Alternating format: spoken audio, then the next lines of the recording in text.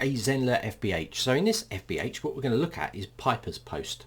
So she's looking for help with using checkboxes in a form. No matter which one you select, only the top one gets checked. So I'm going to build a little checkbox form inside the site, and I'm going to show you how we can sort of resolve this. Okay, so I have a blank little form here. I'm going to add a row, and then I'm just going to add a form into here.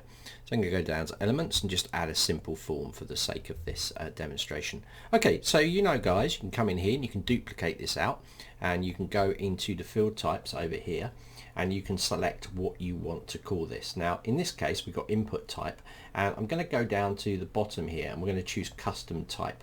Okay, so we have a custom type field here, and I'm going to select that it's required.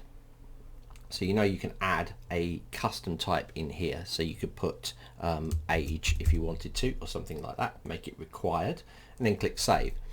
We actually want to drop an element inside here that allows us to add checkboxes in. So I'm going to go into elements, we're going to go down to checkboxes, and we're going to drag that across inside the form. Make sure that it is inside this purple area, and you can put your text inside here. So if I select this, you can see now that we have a checkbox. Now normally this is used for terms and conditions, so you would always have this either required, you can have this field name in here, etc, etc. So but this is normally a something like agree to terms.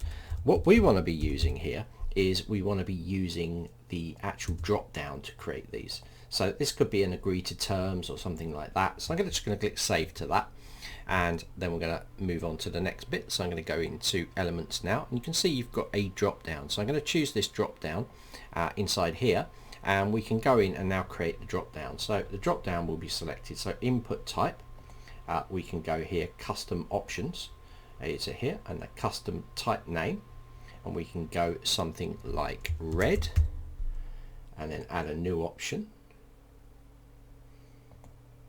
Let's say red in here for identifier, display test, red, add a new option. This is the custom type name, sorry, so select your requirements. Okay, so it's something like that, and we can go in here, blue, identifier, display text, blue. Okay, and we'll add a new option. Let's call it yellow, and we'll type yellow in here. Okay, now I'm going to save this, I'm going to preview it.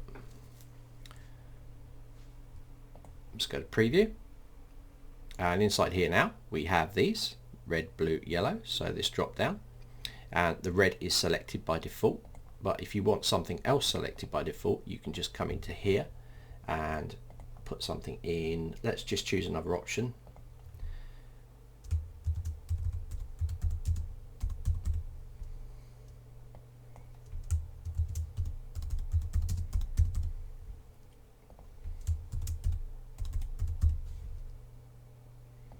Drag this to the top, click save.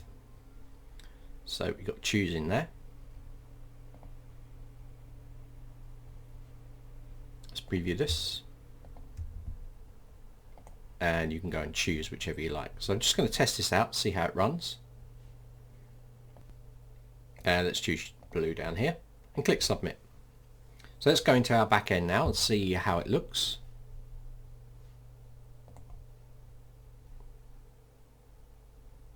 I'm going to leads, and here we go. So let's just open more fields out. Select your requirements has appeared in here for filtering. You can see select requirements. That's what we called the this part here.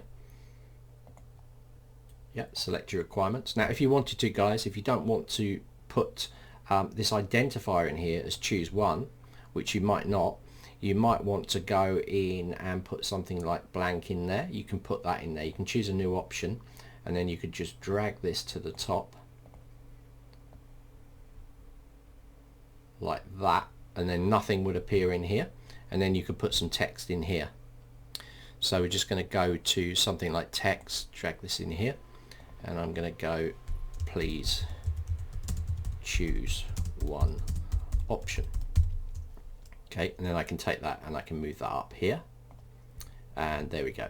So you got that appearing in there if you want it to look like that. So checkboxes are like one-off agreements. They don't kind of work together as a unit, but you can use this drop-down menu with a blank identifier if someone doesn't want to pick something, or you can force them with a default by putting it to the top of the list.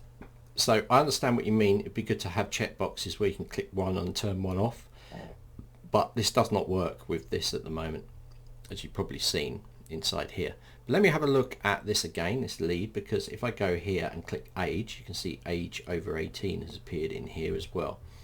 So I'm just going to run another slight test here to see if I can actually get this to do more of what you were trying to achieve. I don't think the two work together.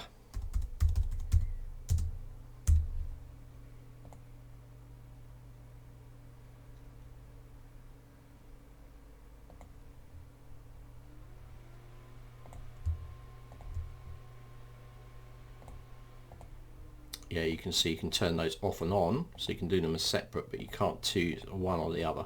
But they would still both pull in, okay, if you wanted to do that. So if you wanted them in line like that, you could drop a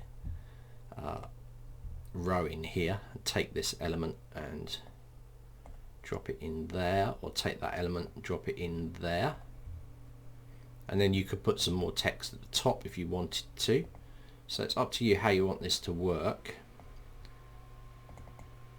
So please choose one option, or that, apply, something like that.